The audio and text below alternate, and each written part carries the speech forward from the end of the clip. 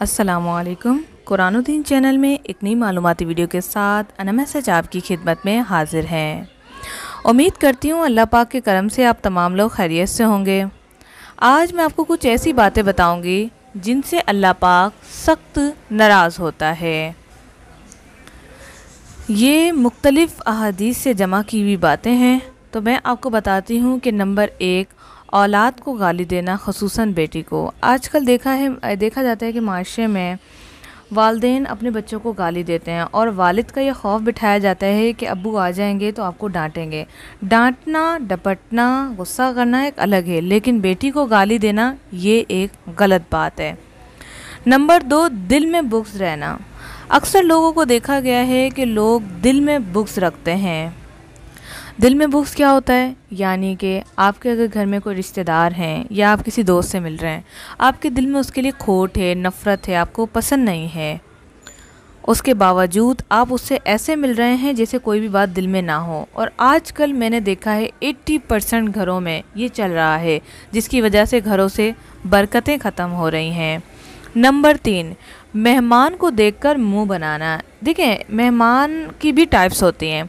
एक ये मेहमान होते हैं कि आप कितनी दूर से कोई आ रहा है, सफ़र करके आया है, 12 घंटे का, 14 घंटे का, पंजाब से सक्कर आ रहा है या फिर इस्लामाबाद से आ रहा है। अब वो इतना थका हुआ है कि आपको उसकी खिदमत करनी चाहिए क्योंकि वो आपके घर मेहमान है, लेकिन लोग क्या करते हैं, मुंह बनाते हैं, पानी नहीं पूछते और इस तरह की। ये उन लोगों के लिए है। लेकिन अगर एक शख्स जो कि आपके पड़ोस में ही रहता है और वो इस कदर आपके घर चक्कर लगाता है, तो वो मेहमान में तो बिल्कुल काउंट नहीं होगा। ये एक मज़ाहिया बात है।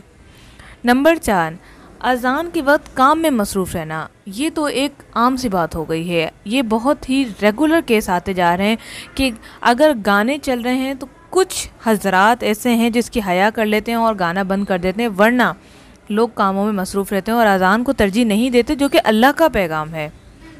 नंबर 5, माँ बाप के अक्ल को कोसना। जैसे कि आजकल बच्चे बोलते हैं कि आपको कुछ नहीं पता, आप क्या समझाओगे हमें, आपने क्या किया। ये है उनकी अक्ल को कोसना, यानी कि आप कुछ नहीं कर सकते। हालांकि आप ये भूल रहे हैं वही आपके माँ बाप हैं जिन्होंने आपको चलना और बोलना सिखाया। नंबर 6, नमाज के बाद दुआ न मांगना। इसकी कोई ख़ास हकीकत नहीं है क्योंकि नमाज खुद एक दुआ है। ठीक है, अक्सर लोग कहते हैं कि नहीं, ये अल्लाह को नहीं पसंद। मैं इससे कुछ हद तक बात से एग्री नहीं करती क्योंकि ये सारे टेक्सेस बहुत ही ज़्यादा जो दानाई शख्स हैं, जो मानने वाले शख्स हैं, जो इस्लाम को समझते हैं, उन्होंने लिखे। लेकिन इस बात से मैं यूँ इत्तेफाक नहीं रखती क्योंकि नमाज खुद एक दुआ है। ठीक है, और अल्लाह ताला से हम कहीं भी कभी भी मांग सकते हैं, कोई फ़िक्स जगह नहीं है। लेकिन नमाज के बाद दुआ मांगने से ये कि हमने अल्लाह तेरी इबादत करी, तू हमारे लिए बेहतर फरमा। खड़े होकर पानी पीना। इसकी हकीकत हदीस से मुझे साबित नहीं है, लेकिन खड़े होकर पानी पीने के नुकसानात ये हैं कि जिन लोगों को यूरिक एसिड का मसला है, उसका ज़्यादा वजह खड़े होकर पानी पीना है। इसके अलावा आपके ब्लैडर में फ़ौरी तौर पर वो अटैक करता है, जिसकी वजह से आपके पेट में भी दर्द देता है। खड़े होकर पानी पीने से कहते हैं कि शैतान आपके साथ होता है, तो इसकी हकीकत की तस्दीक मेरे पास नहीं है, लेकिन ये पीना भी नहीं चाहिए क्योंकि साइंस भी इस चीज़ को मना करती है। आज के लिए इतना ही, मिलते हैं नेक्स्ट वीडियो के साथ। वीडियो को लाइक करें, शेयर करें, अपना फीडबैक लास्ट भी दें। Thanks for watching. अल्लाह हाफ़िज़।